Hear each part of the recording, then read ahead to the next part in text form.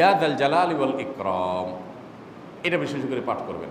নবী করিম সাল্লাল্লাহু আলাইহি ওয়াসাল্লাম বলেছেন, আলিজ্জু বিয়া যাল জালালি ওয়াল ইকরাম, ইয়া যাল জালালি ওয়াল ইকরাম, এইটাকে তোমরা আঁকড়ে ধরবে। ইয়া যাল জালালি ওয়াল ইকরামের মানে কি? এটা আল্লাহকে ডাকা, আর কিছু না। এবং হাদিসে বর্ণিত দোয়া, এটা মাসনুন দোয়া। ইয়া যাল জালালি ওয়াল ইকরাম মানে হে মহা ক্ষমতার অধিকারী, প্রতাপশালী এবং সম্মানের মালিক।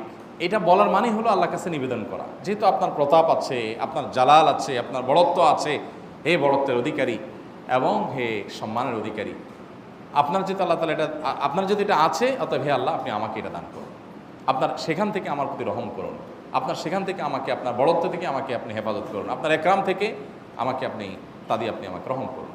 তো সেই দোয়া আল্লাহ তাআলার কাছে নিবেদন করতে পারি, ইয়া যাল জালালি ওয়াল ইকরাম। এর পাশাপাশি তাহাজ্জুদের নামাজ এবং যে কোনো নফল নামাজ। কারণ নবী সাল্লাল্লাহু আলাইহি ওয়াসাল্লাম ইজা হাজাবাহু আমরুন সাল্লা